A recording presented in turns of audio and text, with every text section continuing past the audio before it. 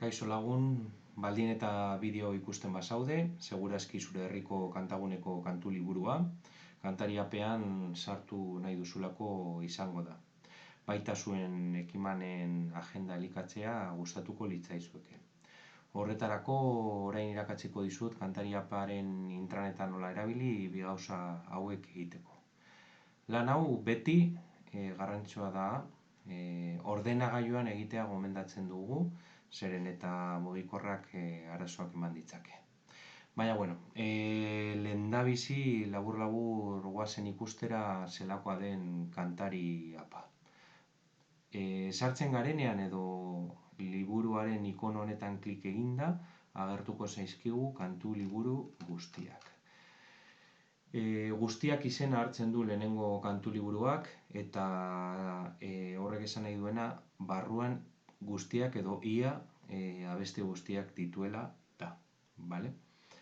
Eta gero, Bilbo Zorrotza kantari, Plentzia kantagune, Zarautz kantuan, eta adibidez guztiak sartzen garenean, bat, korrika, unalargunen dantza, alfabetikoki baditugu, bale? Bilatzailea baita. Eta eskumaldean klik egingo bagenu, agertzen zaizkigu orden kronologikoa erabilita, hau da, adibidez 11an klik egin dut, orduan 11tik aurrera, ze ekimenak egongo dira. Adibidez 11an Bilbo kantari dago, jartzen du data, eta nondik abiatzen den, baina hor daukagu kantu eguna, eta bar, bale? Orduan, hemen kartel bat daukagu, klik eginda ikusten dugu egun horretako kartela, eta baita ze izena hartzen duen ekimenak, ordua eta lekua, bale? Esan bezala. Klik eginda, hemen daukagu diferentzia. Bestean, kantu liburu batean, beti agertzen zaizkigu abesti batzuk eta bideoak barne, baina hemen ez. Hemen agertzen zaizkigu hainbat geldi leku, Santa Maria Pilota, Santiago Plaza, Zamudioko atea, Unamuno Plaza, eta bar. Eta barruan ze abesti abestuko diren. Adibidez, hemen hasiko da Topa Dagigun abestiarekin, bale?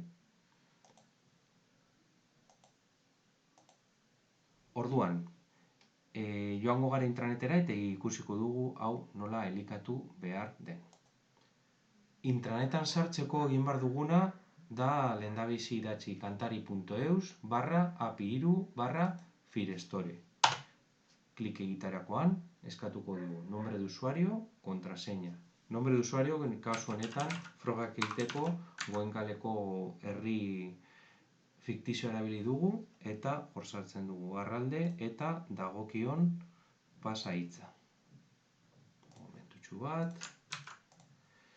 Eta hemen agertzen zaiguna, ez da pixkat nahiko murriztua da, beraz joango gara nire erabiltzaile normalera, bale? Administratzaile izan da, nik sarbidea daukat kantu liburu guztietara eta agenda osora.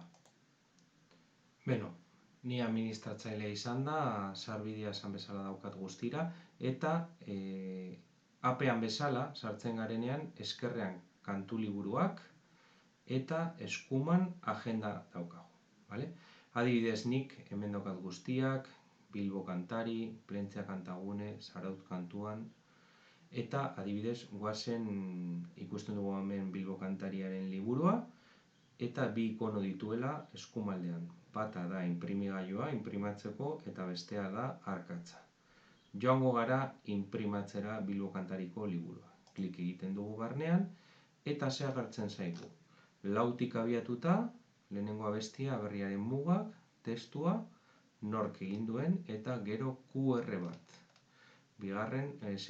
Bosgarren zenbakiarekin, agur Euskal Herriari, testua, nork egin duen, eta QR-a. Zergatik da hau? Edo zertarako egiten da? Hau da, inprimategira eramateko gure liburua. Erabili dezakegu kantariak kudeatzeko gure kantu liburu osoa, orduan sartzen dugu bertan eta zuzenean digitalki apean jendeak erabili ahal izango du, baina baldin eta inprimatu nahi badugu edo inprimategira eraman, hau hartzen dugu guztia, eta hautatzen dugu eta Word batera eramaten dugu eta hortik inprimagailura edo inprimategira eta bar. Vale? Importantea da jakitea, jakin dezazuen, QR honek eramaten gaituela bideo batera. Guk elikatu dugun bideoa ikustera. Kasu honetan aberriaren mugak ikustera. Eta dinamikoa da. Hau da, naiz eta inprimatuta egon liburua, QR hau jarri baduzue eta datu basean aldaketa egiten baduzue beste bideo bat jarrita, lasai ze eguneratuko zaizue arazorik gabe. Vale? Magikoa dela esaten dute baten batzuk. Eta gero bestalde badugu arkatza. Arkatzan klik eginda, egiten duguna da liburuaren informazio orokorra editatu, adibidez, izenburua. Bilbo Zorrotza kantari 2014, adibidez kendu dezakegu data, edo nahi duguna jarri, deskribapen bat jartzeko posibilitatea ematen digu, eta baita hemen irudia igo, selekzionar artxibo, hautatzen badugu gure ordenagailuan daukagun irudi bat eta igora eman, orduan hau igoko digu irudi hau, eta aterako zaigu gure liburu kantu liburuaren portada moduan nolabait esatearren, vale? Eta gero aktiboa 1 edo 0 jarri dezakegu. Zer esan nahi du horrek? 0 jartzen badugu, lan egin dezakegu gure kantu liburuan, baina inork ez du ikusiko ze eskutuan geldituko da, baina bai lan egin dezakegula. Erabiltzaileari ez egin jaramonik, zenik beitu guztiak ditut hemen, baina zuek bakarri izango duzue segurazki. Eta, behin amaituta, gehitu editatu klik egin, eta X edo Y honetan klik eginda izten dugu. Nola kudeatu dezakegu agenda bat? Adibidez, hemen jartzen gara, inprimatu dezakegu ere Bilbo kantari, maiatzaren 11ko Bilbo kantarien abestiak eta bar, baina editatuko dugu, vale? Editatu klik egiten dugu, lapitza horretan edo arkatza horretan, izenburua Bilbo kantari. Lekua Bilboko La Bolsa eraikinatik. Oso garrantzitsua hau. Ze batzutan jartzen duzu herriko plaza, baina herriko plaza kantaria erabiltzen da hainbat lekutan, orduan komenigarria da jartzea herria ere. Eta hemen klik eginda data, vale? Zehaztu dezakegu, 11an, 8etan, 7:30 dena delakoa. Deskribapen bat ere eskatzen da, eta ikusi dugun bezala irudiaren helbidea, hemen kartela jarriko genuke, klik egiten badugu hemen handitun, handi egiten zaigu kartela, ezta? Eta aktiboa eta bar. Izan, klik egin eta itxiko dugu. Eta nola kudeatu dezakegu kantu liburuaren zerrendak eta bar, eta bestiak eta bar? Kasu honetan adibidez Bilbo Zorrotza kantari, klik egiten dugu barruan, eta zer agertzen zaigu. Hemen eskerrean agertzen zaizkigu ditugun liburuak dituen abesti guztiak zenbakiekin, bale? Adibidez, 100 hemen daukagu, 101 zein den, 102an, eta eskumaldean agertzen da datu basean barruan dauden abesti guztiak, baina liburu honetan ez daudenak. Hau da, adibidez, joango gara ikustera Arraldeko adibidea, bale? Momentutxu bat, eta klik egiten dugu Arraldeko kantu liburuan, eta eskerrean agertzen zaigu, horrela nik uste errazago ikusiko dugula. Eskerraldean agertzen zaigu liburu honek dituen abesti guztia. 1 Badinoko Karmentxu, 2 Aberriaren mugan, 3 Aita semeak, 4 Arro herri korrika, eta 5 Salvadorren eriotzean, bale? Eta eskumaldean, esan bezala, liburu edo kantariaparen datu base osoan dauden kantu guztiak. Orduan, Arraldek edo zuek erabili dezakezue beste herriek elikatu dituzten abestiak? Noski baietz, baina ezin duzue editatu, bale? Egin dezakezuena da, erabili, abesti horien kopia bat egin, edo erabili lasai asko, baina sekulan ez besteen abestiak editatu. Zergatik egiten du hori, pixkat herriak nola egiten duten abesti hori, nola abesten duten, errespetatzeko. Agian batzuk egiten dute bi bider estribilloa edo hirutan edo auskalo, eta zuk ezin duzu hori editatu. Orduan, hemen ikusten duzuen Sabadinoko Karmentxu jartzen digu arkatza eta baita simbolo hau. Arkatza izango litzateke Abedinoko Karmentxu editatzeko eta aldiz beste ikonoa da kopiatzeko abesti hau eta beste berri bat sortzeko. Hemen eskumaldean, adibidez, Sankiriko gehitu nahi dugu gure liburua, bale? Hainbat bertsioa hartzen zaizkigu, zen eta segurazki herri bakoitzak berea du eta sortu dute berea, baina klik egiten badut hemen kopiatun, agertzen zait abestia, bideo eta barbarne, eta orduan honek sortuko didana da Sankirikoren beste abesti berri bat, abiatuta beste inoren abestitik, baina gurean, guretzat, bale? Kopia bat egingo dugu, eta bai kopia hori guk geuk erabili dezakegula, bale? Behin abesti bat sortuta, ezkerraldera eraman dezakegu, edo nahi badugu zuzenean beste inoren abestia sartu, adibidez hemen Adios Maitia sartu dezaket, ikusiko dugu nola egin. Hartzen dugu hemen adibidez, abesti hau ezkerretara eramaten dugu, eta hemen uzten dugu. Orduan, hemendik aurrera, 1, 2, 3, 4, 5 eta 6 abesti izango luke kantu liburuak. Baina ezin dugu hau utzi, hau da zenbakia utzi. Orduan, hemen badago bide bat edo jarri dezakegu 6 zuzenean, edo egin dezakeguna da tekla hau erabili. Batetik hasita berrordenatu abestiak 999 zenbakira, 999 zenbakira, bale? Orduan, berrordenatu abestiak. Klik egiten dugu, eta jartzen digu hemen 6 bat. Behin hori eginda liburuzka eguneratu, klik egingo bagenu hemen, zuzenean minutu batzuk behar ditu, baina liburua eguneratuko luke. Abesti bat gehitu nahi badugu zerotik ere, hemen klik eginda abestia gehitun, agertzen zaigu abestia gehitzeko zerotik, bale? Baina, joango gara orain ikustera abesti batek barruan zer daukan. Orduan, klik egiten dugu hemen Salvadorren heriotzean, arkatzan, eta zer dauka? Izenburua, gero abestia bera, ikusiko dituzu hemen batzutan simbolo edo eta horrelako sigla batzuk, hemen esplikatzen da zer esan nahi duen, eta hau da letra beltzak jartzeko, etxanda, eta bale?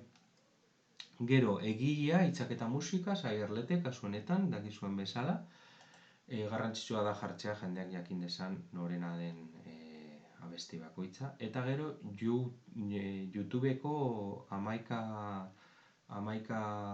karaktereko kodea. Zer da hau, YouTubera bagoaz.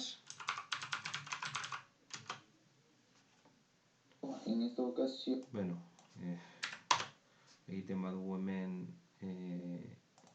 bilatzen badugu adibidez, YouTubeen Salvadorren heriotzean, agertuko zaizkigu bideo guztiak, ezta? Eta adibidez, guk nahi dugu eraman horietako bat akerbeltzen bertsioa, adibidez. Hartzen gara horretan, eta hemen daukagu 11 karaktereko kode hori, kopiatuko genuke hona, eta automatikoki hartzen digu bideoa, bale? Gero, barne eremu bat daukagu, non ohar bat jarri dezakegu, adibidez, Plentsa kantagunaren liburua, hau da. Kanta hau hasiera baten Plentsakoek sortu zutela, eta guk ekarri dugula gurera. Jendeak ez du ikusiko, bakarrik hau da barne eremu bat, edo ohartxo batzuk jartzeko, eta gehitu editatu, eta horrela gordeko litzateke. Edozein aldaketa eginda, vale? Horrelakoa edota klik eginda lehen ikusi dugun bezala liburuzkoa eguneratu, hori app guztietan, jendearen app guztietan aldatuko zen zuzenean, vale? Jakin dezazuen. Beno, eta azkenik ikusiko dugu zelan kudeatzen den, atzera ingo dugu pizkat, zelan kudeatzen den agenda bat, vale? Horretarako bagoaz bestera, atzera egiten dugu hemen, eta maiatzak 11 Bilbo kantari, klik egingo genuke horren barruan, eta zer agertuko zaigu. Ezkerrean, egun horretan, Bilbo kantari horretan abestuko diren abestiak, eta eskumaldean abestu daitezkeen abestuko ez diren abestiak hartzeko eta eskerrera eramateko, bale? Orduan, hemen ikusten dugu 108 topa dagigun, hori izango dela lehenengoa, eta hemen beste utxune bat dago non jartzen du Santa Maria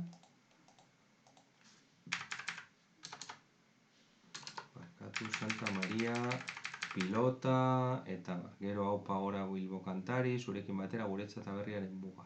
Eta gero berriro ere, hemen, utxune honetan, Santiago Plaza jartzen du. Ze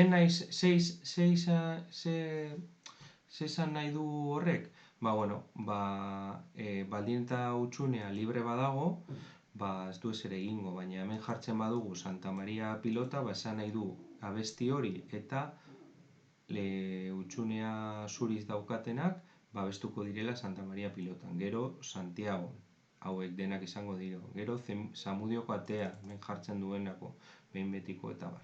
Eta beti eskerraldean agertzen den zenbakia, hori da Bilbo kantariren kasu honetan, ze agenda hau Bilbo kantarirena da, Bilbo kantariak liburuan zenbakia hau dauka, eta guk errespetatuko dugu, bale?